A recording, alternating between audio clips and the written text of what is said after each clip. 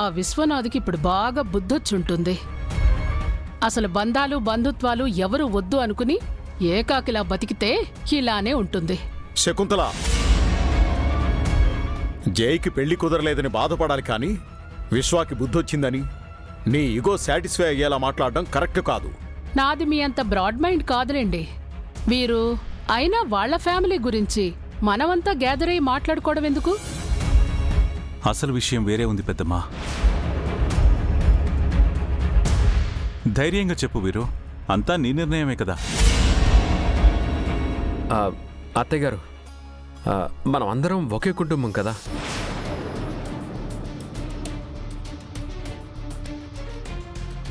మన కుటుంబంలో సుధా పిన్ని గారు కూడా ఒకరు. సుధా పెళ్లి చేసుకుని వెళ్ళిపోయింది వీరు. తనది ఈ కుటుంబం కాదు.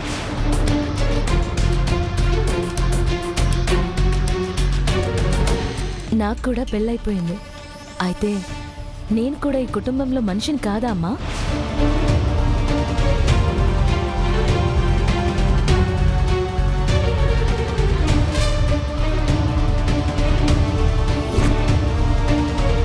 మనందరం ఉండగా పెద్ద కుటుంబం లేదనే కారణంతో జయకు పెళ్లి కుదరకపోవడం నా మనసుకి చాలా కష్టం అనిపించింది.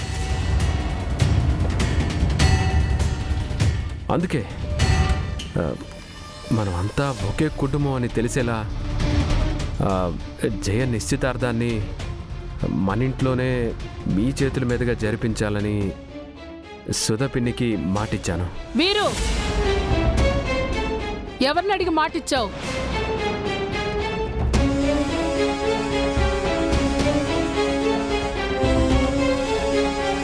ఈ ఇంటి పెద్దలం మేమున్నామని మర్చిపోయావా? లేదా నువ్వేం చేసినా ఊరుకుంటావనుకున్నావా? లేదత్తయ్య గారు, ఈ రెండు కుటుంబాల్ని కలపాలని నేను ఈ నిర్ణయం తీసుకున్నాను. ఎందుకంటే జయ సీమంతాన్ని సుధపిన్ని గారు తన చేతుల మీదుగా జరిపించారు. నేను ఆ రుణం తీర్చుకోవాలి.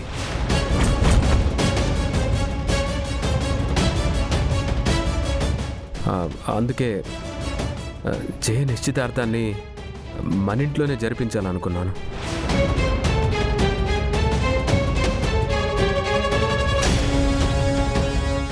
నా ఈ నిర్ణయం మావయ్య గారు కాదనడం నాకు తెలుసు. మిమ్మల్ని ఒప్పించగలననే నమ్మకంతోనే మాటిచ్చాను. నేను ఈ నిర్ణయానికి ససేమిరా ఒప్పుకోను.